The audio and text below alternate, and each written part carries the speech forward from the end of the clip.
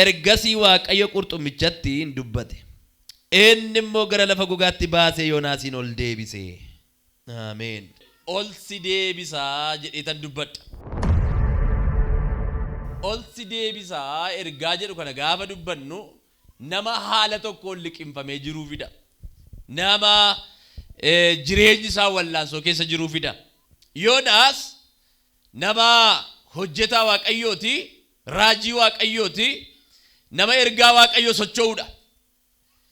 Garuu kutaa kana keessatti yommuu ilaaltan waaqayyoo gara mandara tokkotti isa ergee jennaani inni immoo gara kallattii kabiraa qabatee yeroo inni imalu argin. Lafa sagantaa waaqayyoo, lafa yaada waaqayyoo dhiiseetu lafa isaaf malu propozaala mataa isaarra qajeelu. Garuu dubbiin inni afaan waaqayyoo ta'e nama dubbatudha, nama waaqayyoon dhaga'udha, nama waaqayyoof hojjetudha. Haa ta'u garuu waaqayyo immoo lafa inni itti qajeele kana waan hin barbaanneef markaba Tarshiishiin dhaqxu akka inni yaabbateen qilleensa markabanni keessa jiruutti kaase waaqayyo. Maaliif? Gara sagantaa isaatti isa deebisuu fedheeti. Gara yaada isaatti isa deebisuu fedheeti. Yoonaasiin waaqayyo gara Nanawweetti akka inni deebi'ee hojii isaa hojjetu sana barbaade waaqayyo. Kana booda maal godhee? Achi markaba inni Tarshiishiin deemuudhaaf yaabbate irratti lola guddaa kaasee, qilleensa kaasee, namoonni akka isaan raafaman godhe, hixaa buufatanii akka isaan nama sababii isaatii fi qilleensi kun ka'e of gidduudha akka isaan baasan godhe waaqayyo. Kana booda qilleensi gaafa ka'u jarri kun nyaatamurra, dhumurra, sababni rakkoo uumame kanaa abbaa qaba waan ta'eef kottaa hixaa buufannaa. Nama ixaan irra bu'e immoo fuuneeti galaanichatti gad darbannaadha. Kana booda waaqayyo afaan namoota markabicha keessa jiranii erga akka isaan walii galan godheeti. Sana booda sanarratti walii galanii Yoonaasiin fuudha ixaan sun. Silayyuu Yoonaas kallattii irra dhaquu qaburra deemaa jiru waan ta'eef Yoonaas irra bu'e ixaan kun. Gaafa Yoonaas irra bu'u Yoonaasiin qabanii garaa galaanaa keessatti gadi darbatan. Waaqayyo garuu qurxummii guddaa tokko qopheesse jedha. Macaafa kana xurutti dubbifadhaa. Qurxummii guddaa tokko qopheesseetu galaana keessatti qurxummiin kun Yoonaasiin akka qabatu godhe. Namni jireenya isaa keessatti haala mijaa'u, haala mijanne, waaqayyoof jireenya ta'u, waaqayyoof jireenya hin taane keessa yemmuu deddeebi'u jireenya isaa keessatti karaa ittiin waaqayyoodhaa wajjin wal argu, karaa ittiin waaqayyoodhaa wajjin walitti dhufuu danda'u waaqayyo matu malee gara ofii isaatiitti buuta. Yoonaas gara Nanawweetti ergaa ergame kana Tarshiishii fuudhee akka iyyuu malee waaqayyo harka isaatti dide. Garaa qurxummii keessa halkan sadiif guyyaa sadii isa kaa'e. Kana booda garaa qurxummii keessa taa'etu Yoonaas waaqayyoon kadhate jedha. Boqonnaa lama kana gaafa ilaaltan waaqayyoon kadhate.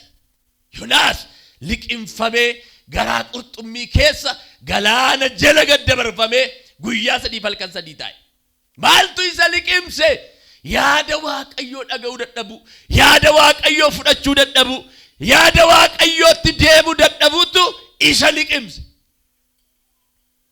Qurxummii qopheesse achi keessa kaa'ate waaqayyo hammanni yaada isaatti dhufutti.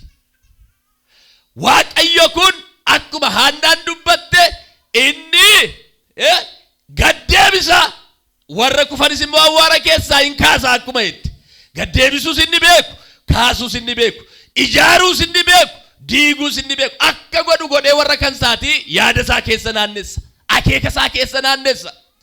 Dhaloonni waaqayyoo wajjin ka'e tasuma lafa miira isaa dhaabachuu hin danda'u, lafa yaada isaa dhaabachuu hin danda'u, lafa ofii saganteeffatee dhaabachuu hin danda'u. Karaa waaqayyoo isatti agarsiise, jireenya waaqayyoo isatti agarsiise irra qofaadha kan inni success ta'u, kan inni milkaa'u, kan inni adeemu. Yoonaasiin mataa baree waaqayyo gara ofii isaatiitti deebisuuf, gara yaada isaatiitti deebisuuf garaa qurxummii keessatti waaqayyoon kadhate. Garaan qurxummii kun jireenya biyya lafaa amma nuti keessa jiraannu wajjin wal bukkee qabeetan dubbadha. jireenyi biyya lafaa kun dhaloota waan baay'eedhaan nu jalaa harcaafti. Dhaloota waan baay'eedhaan nu jalaa funaanti. Dhaloota waan baay'eedhaan nu jalaa gototti. Dhaloota waan baay'eedhaan nu jalaa harkifti. Haa ta'uyyuu malee namni gaafa gara Waaqayyootti deebi'e ishee keessaa inuma ol deebi'a.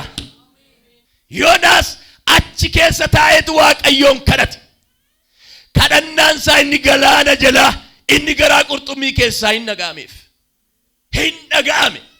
Waaqayyoo eessayyuu jiraadhu lafa firri sin agar, lafa hiriyaan sin agar, lafa maatiin sin agar, eessayyuu jiraadhu garaa ittiin isa quunnamuu dandeessu gaafa uummatte garaa galaanaa jala gad darbee si dhaga'uudhaaf gurra dhageettisiif hin dhabu Waaqayyo. Laftati jirtu isan daangessu si dhaga'uudhaaf. Laftati jirtu isan rakkisu si dhaga'uudhaaf. Laftati jirtu isan rakkisu si gargaaruudhaaf. Yoonaas akka daandii irraa maqee bareetu garaa isaa Waaqayyootti deebise. Namni dafee yaada ittiin deebi'u, garaa ittiin deebi'u, garaa ittiin jabaatu namni qabu Waaqayyo biratti simannaa jalqabaa qaba. Simannaa jalqaba. Hin deebi'e Yoonaas.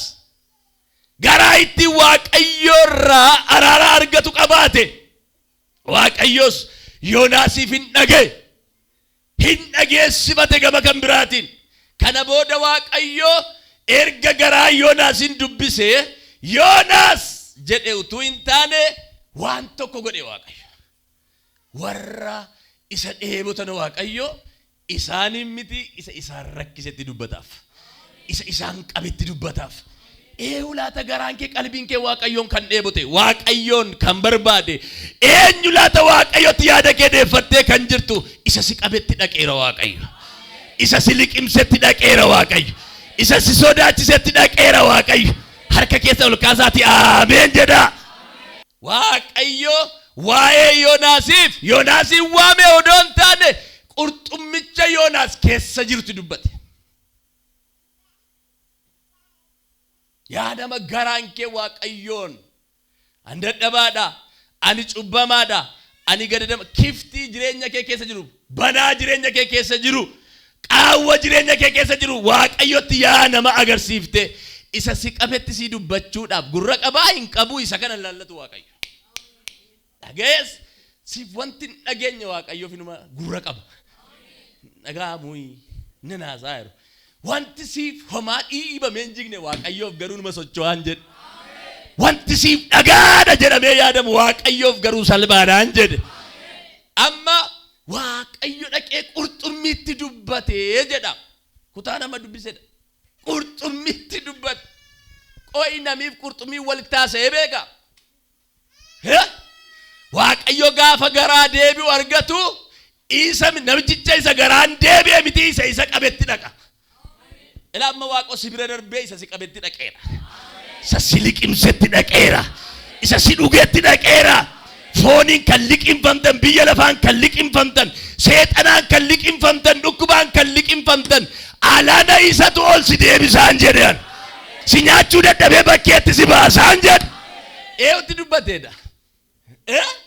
Waaqayyo alana dhukkuba keetti dubbata. Waaqayyo alana gaaffii keetti dubbata.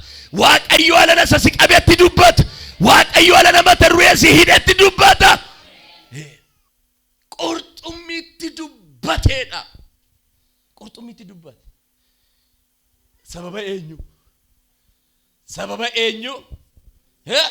Qurxummiin inni guddaan kun carraa nama nyaachuu qabaa ka jedhu odeeffannoo nan qaba. Nama in nyaataa jedhan. Qurxummiin inni guddaan galaana jalaa kun carraa nama nyaachuu qaba. Garuu namichi kun hojjetaa Waaqayyoo waan ta'eef carraadhuma nama nyaachuu isa qabu kana Waaqayyotu karaa namicha kanaa keessa jira waan ta'eef appitaayitii isaa Waaqayyo cufee naa kaayii jedhee Waaqayyo. Qajeelonni maqaa Waaqayyoo isa jiraataa, ulfina Waaqayyoo isa jiraataa, gaarummaa Waaqayyoo isa jiraataa himaa manaa baan, maqaa isaa dhaataa manaa baan, yoo dadhaban iyyuu, yoo kufan iyyuu biyya dhaqanitti wanti isaan nyaata jedhamee sodaatamu kaayee guyyaa waaqayyoo eega malee dandeetti hin bu'u. Waaqayyotu sirratti dhaameera taanaan wanti nama nyaata jedhamee shakkamu si kaayee guyyaa waaqayyootti si eega. Waaqayyo si baases waaqoo isaaniif si kennes amma guyyaa waaqayyootti nyaataan danda'ee ilkaa ittiin si nyaatu hin qabu. Waaqayyotu waan si qabeera jedhee fakkaraa ture sana harkaa gadhiisiseera waa'ee kee. Haleluuyaa! Maqaa Yesuusin si nambifatiin bayi harkaa. Dhukkuba harkaa bayi. Hiyyuma harkaa bayi. Cubbuu harkaa bayi. Biyya lafaa harkaa bayi. Seexana jalaa bayi. Si baaseera. Mee harka keessan facaasaati bayeera. Bayeera. Karaa waaqayyo malee nama baasuuf beekani. Inni wanti kun illee mukaadha. Utuu sibiila ta'eeyyuu waa'ee kootiif as keessa waan haakaa'ee jira taanaan kana dhageessifachuudhaaf waaqa dandeettii qabudha.